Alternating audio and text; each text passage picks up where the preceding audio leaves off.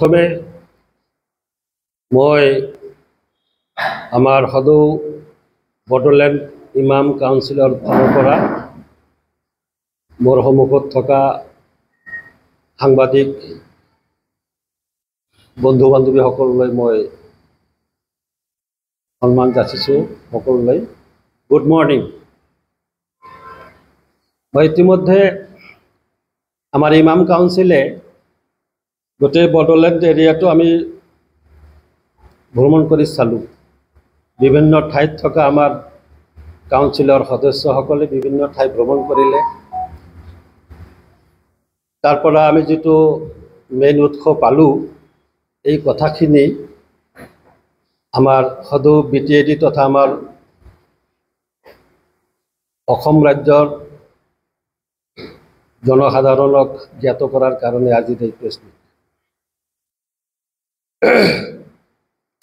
আমি সকলোৱে এখন স্বাধীন গণতান্ত্ৰিক গণৰাজ্যৰ নাগৰিক। ইয়াত সকলোৱে সাংবিধানিক অধিকাৰ ভোগ কৰিব পাৰিব। সকলো দল, জনগোষ্ঠী, ভাষা, সম্প্ৰদায় সবৰে সমান অধিকাৰ আছে। সংবিধানে আমাক এই ক্ষমতা দিছে, এই অধিকাৰ প্ৰদান কৰিছে। আজি BTAD অঞ্চলত আমি বৰ্তমানে মিলাপ্ৰীতি সুখ শান্তিৰে বসবাস কৰি আছোঁ। কাৰো লগত কোনো ধৰণৰ সংঘাত হাই কাজিয়া নাই। আমি এটা সুন্দৰ আৰু সুস্থ পৰিৱেশ উপভোগ কৰিবলৈ পাইছোঁ। তাৰ কাৰণে আমি অতি আনন্দিত। ইতিপূৰ্বে এটা সময়ত আমাৰ বহুত সমস্যা আছিল, বহুত সমস্যাত আমি জৰ্জৰিত আছিলোঁ, নিৰাপত্তাৰ অভাৱ অনুভৱ কৰিছিলোঁ, ৰাস্তা ঘাটত চলাফেৰাত অসুবিধা অনুভৱ কৰিছিলোঁ। আজি সেই পৰিৱেশটো নাই। এইবোৰৰ মাজতো এই যে শান্তি সম্প্ৰীতিৰ যিটো আমাৰ অৱস্থা, ইয়াৰ মাজত কিছুমান সংগঠন, কিছুমান দল আমাৰ এই মিলাপ্ৰীতিটো যেন ভাল পোৱা নাই। অহৰহ অশান্তি সৃষ্টি কৰাৰ কাৰণে কিবা প্ৰচেষ্টা চলাই থকা হৈছে বুলি অনুভৱ হৈছে। প্ৰাকখনত আমাৰ BTADত বহুতো দল সংগঠনে ৰাজনৈতিক অধিকাৰ সাব্যস্ত কৰাৰ কাৰণে চেষ্টা কৰি আছে। নিজৰ নিজৰ দলীয় ইস্তাহাৰ, দলীয় নিয়ম নীতিৰ মাজেদি ৰাইজৰ কাষ চাপিছে, ভোট বিচাৰি আছে। এইটো অধিকাৰ আছে। এতিয়া ৰাইজে কোনটো দলক ছাপোৰ্ট কৰিব, কোনটো দলক আঁকোৱালি ল'ব, এইটো ৰাইজৰ কথা। দেখা যায় যে আমাৰ কিছুমান দল, কিছুমান বুলি নকওঁ, মানে পাৰ্টিকুলাৰ এটাই দল, যাৰ কথা বতৰাবোৰত অলপ সাম্প্ৰদায়িকতাৰ উমান পোৱা যায়। বিশেষকৈ আমাৰ সংখ্যালঘু সম্প্ৰদায়টোক ঘিণ কৰা, অৱহেলা কৰা, নেতিবাচক কিবা মন্তব্য দিয়াটো আমি পৰিলক্ষিত হৈছোঁ। এইটো হ'ব নালাগে। গণতান্ত্ৰিক দেশৰ নাগৰিক হিচাপে সবৰে মৰ্যাদা, সমমৰ্যাদা, সম অধিকাৰ প্ৰদান কৰাটো প্ৰত্যেকটো ৰাজনৈতিক দলৰেই কৰ্তব্য, নৈতিক দায়িত্ব বুলি মই ভাবোঁ। যিয়ে নহওক, আমাৰ এলেকাত এই দলটোৰ কেইবাজনো শীৰ্ষ নেতা কিছুদিন আগত আমাৰ বড়োলেণ্ড এৰিয়াত আহি পেলাই এই নিৰ্বাচনৰ পিছত বিশেষকৈ আমাৰ সংখ্যালঘু মুছলিম সম্প্ৰদায়ক টাৰ্গেট কৰি উচ্ছেদ কৰা হ'ব বুলি এটা ভয় ভাবুকি প্ৰদৰ্শন কৰি গৈছে। আজি অসমৰ অন্যান্য পাৰ্টৰ লগতে বড়োলেণ্ড অঞ্চলটো শান্তি বিঘ্নিত কৰাৰ কাৰণে চেষ্টা চলাই আছে। এই বস্তুটো আমি বিভিন্ন ঠাইত ভ্ৰমণ কৰি আমাৰ উৎসৰ পৰা অৱগত হ'ব পাৰিছোঁ। এইটো বৰ দুৰ্ভাগ্যজনক। ইয়াৰে স্থায়ী নাগৰিক আমাৰ পূৰ্বপুৰুষসকল ক'ত সেই ব্ৰিটিছ আমলত আহি পাইছে। ভাৰতৰ স্বাধীনতা আন্দোলনত আমাৰ পূৰ্বপুৰুষসকলে কিমান কুৰ্বানী কৰিলে, কিমান ত্যাগ স্বীকাৰ কৰিলে। আজি এইটো দলে এই সংখ্যালঘু মুছলিম সম্প্ৰদায়ৰ মানুহক বাংলাদেশী বিদেশী বুলি আখ্যা দি কিমান যে লাঞ্ছনা বেইজ্জতি কৰি আছে। এই দুখ, এই বেদনা আমাৰ সহ্যৰ বাহিৰত চলি গৈছে। ৰাজনৈতিক যি মূল দুটা দল আছে, এই দল দুটাই আমাক কিন্তু এনেকা বেইজ্জতি কৰা নাই, আমাক যথেষ্ট সন্মান দিছে বুলি আমি উপলব্ধি কৰিছোঁ। অনাগত দিনত মই সদৌ BTADৰ সংখ্যালঘু মুছলিম সম্প্ৰদায়ক মই বিনম্ৰভাৱে অনুৰোধ জনাব বিচাৰোঁ, এই সাম্প্ৰদায়িক ৰাজনৈতিক দলটো যদি আমাৰ মাজত এই BTADৰ শান্তিৰ BTADত যদি প্ৰৱেশ কৰে, আমাৰ BTRৰ এই যেটা মিলাপ্ৰীতিৰ এটা সৌন্দৰ্য, এই সৌন্দৰ্য মানে বিনষ্ট হ'ব। এই কাৰণে শুনি আছোঁ, বিশেষ সূত্ৰে জনা যায় বহু ধৰণৰ চেষ্টা কৰি ভোট সংগ্ৰহ কৰাৰ কাৰণে বিভিন্ন ৰকমৰ পন্থা সিহঁতে অৱলম্বন কৰিছে। মই আপোনালোকৰ জৰিয়তে আমাৰ সদৌ BTADৰ সংখ্যালঘু সম্প্ৰদায়ক মই অনুৰোধ জনাম, যিসকলে আমাক বেইজ্জতি কৰিছে, আমাৰ পূৰ্বপুৰুষসকলৰ কুৰ্বানীক ত্যাগক অস্বীকাৰ কৰিছে, সেইসকলৰ লগত আমাৰ কোনো ধৰণৰ আপোচ হ'ব নালাগে। আমি স্বাধীন দেশৰ নাগৰিক হিচাপে আমি মূৰ দাঙি থিয় হৈ থাকিম। কাৰণ আমাৰ লগত হয় প্ৰমোদ বড়ো ছাৰৰ নেতৃত্বাধীন UPPL দল আমাৰ লগত আছে, থাকিব, নহ'লে BPF দলৰ নেতা হাগ্ৰামা মহিলাৰী ছাৰৰ দল আমাৰ লগত থাকিব। এখেতসকলে আমাক ঘৃণা কৰা নাই। আমি আশাবাদী, নাজানো চলিত নিৰ্বাচনত আমাৰ কোনটো দলে সংখ্যাগৰিষ্ঠতা লাভ কৰিব, চৰকাৰ গঠন কৰিব। তথাপি এটা ইংগিত পোৱা যায়, আজি আমাৰ মাইনৰিটি মানুহসকলে বিভিন্ন জিলাত যেনেকৈ UPPL দলত অংশগ্ৰহণ কৰি আছে, সঁহাৰি দি আছে। এটা অনুমান আহে যে অহা 22 তাৰিখৰ যিটো নিৰ্বাচন, ইয়াৰ ফলাফল হয়তো বা আমাৰ প্ৰমোদ বড়ো ছাৰৰ পক্ষেই আহিব বুলি মোৰ এটা ধাৰণা।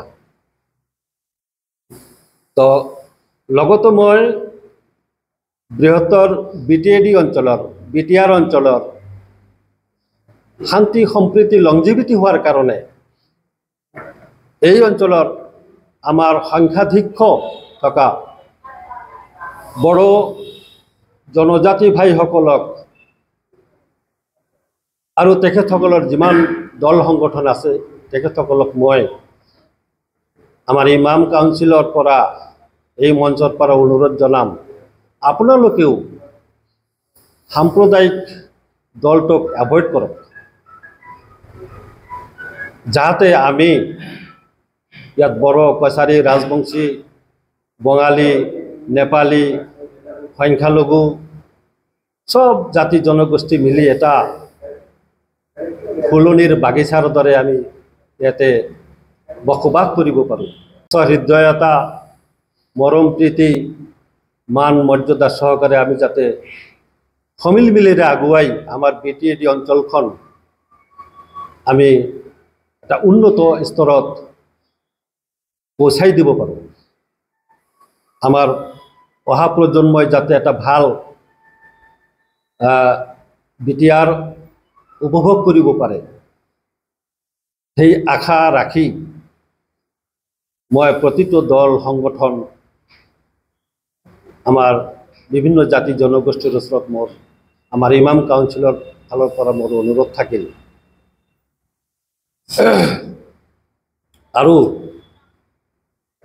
মই যিহেতুকে ফকিৰাগ্ৰাম সমষ্টিৰ পৰা বিলং কৰোঁ মই ফকিৰাগ্ৰাম সমষ্টিৰ এজন ভোটাৰ বৰ্তমান আমাৰ ফকিৰাগ্ৰামত অতীতত যি হৈছে আপোনালোকে প্ৰেছৰ মানুহ হিচাপে সব অৱগত আমি ৰাইজক জনাব বিচাৰোঁ আমাৰ ৰাইজেও উপলব্ধি কৰিছে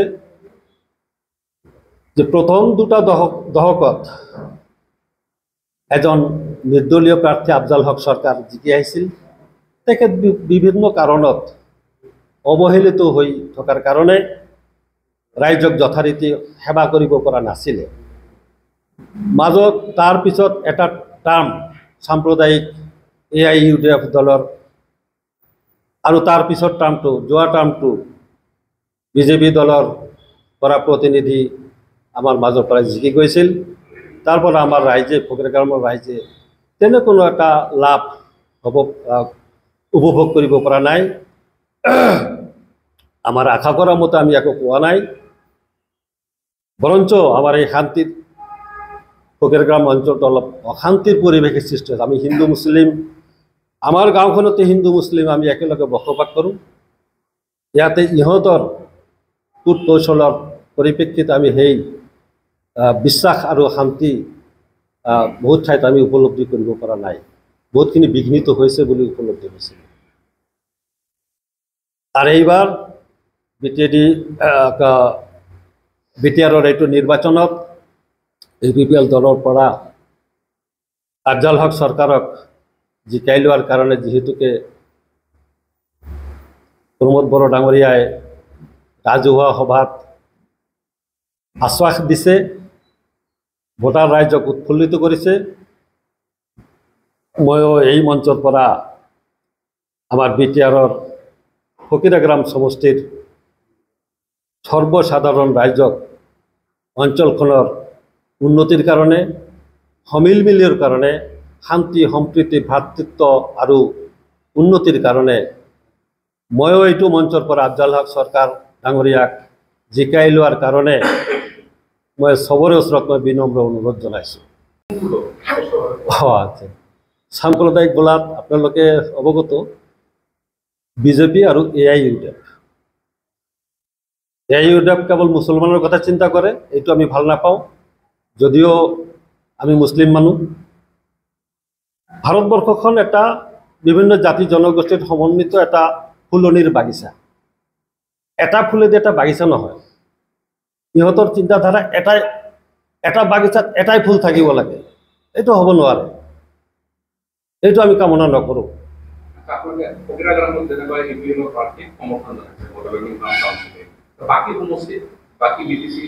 আমি UPPLৰ কথাটোই কৈছোঁ আমাৰ মানুহখিনি UPPLকে ছাপোৰ্ট দিছে হয় হয় হয় হয় হয় এতিয়া কোনে কাক দিব তাহাঁতৰ কথা কিন্তু আমাৰ আবেদনটো UPPLৰ কাৰণে প্ৰমোদ বড়ো ছাৰৰ প্ৰতি আমাৰ সবৰে এটা সমৰ্থন আছে এইটো আমি উপলব্ধি কৰিছোঁ ওদালগুৰিৰ পৰা বাক্সা তামোলপুৰ শ্ৰীৰামপুৰলৈকে আমাৰ মাইনৰিটি মানুহখিনি যথেষ্ট সঁহাৰি দিছে বুলি আমি অৱগত হ'ব পাৰিছোঁ আমি আমাৰ সংখ্যালঘু সম্প্ৰদায়ৰ ৰাইজক লৈ এইটোৱে আহ্বান কৰিম য'ত আমাৰ UPPLৰ প্ৰাৰ্থী দিয়া আছে পৰ্যমানে দলৰ নেতা যিহেতুকে প্ৰমোদ বড়ো ভাল লাগিছে ভাল কামেই কৰিছে আমি আমাৰ মানুহ ছেটিছফাই হৈছে ময়ো তেখেত আমাৰ ভোটাৰ ৰাইজক মই অনুৰোধ কৰিম নিজস্বতা এটা আছেই তথাপিও মই আমাৰ কাউন্সিলৰ ফালৰ পৰা প্ৰমোদ বড়ো ছাৰৰ দিয়া প্ৰাৰ্থীজনক জিকাই লোৱাৰ কাৰণে মোৰ আহ্বান থাকে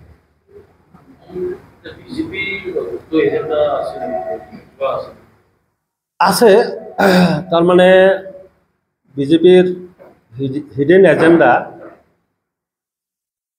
আৰু মুকলিকৈ সিহঁতে কৈ থাকে যে বিজেপি গঠন হৈছে মুছলমানক ধ্বংস কৰাৰ কাৰণে ইছলামক মচিমুৰ কৰাৰ কাৰণে বিজেপি ধ্বংস হৈছে। দলীয় শীৰ্ষ নেতাসকলৰ মুখৰ বাণী, এইটো আপোনালোকে আমাৰ অসম ৰাজ্যৰ বা গোটেই ভাৰতবৰ্ষৰ চবেই জানে। এইটো বৰ দুৰ্ভাগ্যজনক কথা। এটা দলৰ, এটা ৰাজ্যৰ মুৰব্বী, এটা দলৰ মুৰব্বী এনেকুৱা কথা কোৱাটো সংবিধান বিৰোধী, আইন বিৰোধী। দুখ আৰু পৰিতাপৰ বিষয়, তাৰ কোনো প্ৰতিকাৰ হোৱা নাই। এইটোৱে কথা। ইয়াতে আমাৰ বড় ভাইসকলৰ মাজত আপোচে কাজিয়া পেচাল লগাই দি সিহঁতে যাতে আহি পেলাই ইয়াতে ৰাজত্ব কৰিব পাৰে, সেইটোৰো কুচকাৱাজ চলাই আছে। সেইটো সচেতন মহলে গম পাইছে। আনহাতে ইয়াৰ আৰু এটা আমাৰ সংখ্যালঘু সম্প্ৰদায় আছে, খ্ৰীষ্টিয়ান ভাইসকল। মুছলিম আৰু খ্ৰীষ্টিয়ান, মুছলিম ফাৰ্ষ্ট টাৰ্গেট কৰি পেলাই অত্যাচাৰ জুলুম চলাই আছে। এইটো সন্দেহ নাই, জল জল পট পট। খ্ৰীষ্টিয়ান ভাইসকলকো মাজে সময়ে আৰম্ভ কৰিছে, য'ত যেনেকৈ সুবিধা পায় আৰম্ভ কৰিছে। এইটো হ'বই। আমাৰ জনামতে আমাৰ ইতিহাসে যি কয়, হিষ্টৰীত আমি যি পাইছিলোঁ, আমাৰ বড়োলেণ্ড অঞ্চলৰ বহুত আগতে আমাৰ অবিভক্ত অসম, এই সাত ভনীৰ ৰাজ্য অসম কিয় ভাগ হৈছে আমি ইতিহাসত পাইছোঁ। মই হিষ্টৰীৰ ছাত্ৰ হিচাপে, হিষ্টৰীৰ বুৰঞ্জীৰ ছাত্ৰ হিচাপে মোৰ যথেষ্টখিনি অভিজ্ঞতা আছে, ষ্টাডি কৰিছিলোঁ। কি কি কাৰণত আমাৰ এই সাত ভনীৰ দেশ আজি 7টা ভাগত ভাগ হ'ল। আজি আমি বড়োলেণ্ড কিয় আলাদা ৰাজ্য বিচাৰি আছে, 6 শিডিউল দিবলৈ লাষ্টত বাধ্য হ'ল। এইবোৰৰ কাহিনী বহুত লম্বা কাহিনী, আমি সেইবোৰত আজি যাব নিবিচাৰোঁ। এই দলটোৰ কথা হ'ল ডিভাইড এণ্ড ৰুল। আমাৰ মুছলিম মানুহৰ মাজতে ভাগ কৰিল নহয়, গৰিয়া, মৰিয়া, দেশী, জোলহা আৰু কিবা কিবি। ভাই, যেতিয়া ডিটেনশ্যন কেম্পত হিংসাক্ৰমকভাৱে, আক্ৰোশমূলকভাৱে যেতিয়া এজন নিৰীহ মানুহক উঠাই লয়, সি গৰিয়া নে মৰিয়াৰ, দেশী না কি, না মিয়া না কি, সেইটো কোনো বাদ বিচাৰ নাই। উপযুক্ত ডকুমেণ্ট আদি থকাৰ পিছতো তাক নেৰে। ক'বলৈ বহুত কথা, আজি এইবোৰৰ বিষয় নাই। নিৰ্বাচনী বতৰত আমি আশা কৰোঁ আপোনালোকে গণতন্ত্ৰৰ চতুৰ্থ স্তম্ভ হিচাপে ৰাইজৰ আৱেগ অনুভূতিবোৰ সঠিকভাৱে উপস্থাপন কৰি ৰাইজক সচেতন কৰাও আপোনালোকৰ ওপৰত বহুত দায়িত্ব আছে। এইটো পবিত্ৰ দায়িত্ব বুলি ময়ো ভাবোঁ, এইটো সাংবিধানিক কৰ্তব্য বুলি ময়ো ভাবোঁ। যিয়ে নহওক, মই আপোনালোকৰ চবকে ধন্যবাদ জনাই আমাৰ এই সংবাদ মেল ইয়াতে সামৰিব বিচাৰিছোঁ। ধন্যবাদ।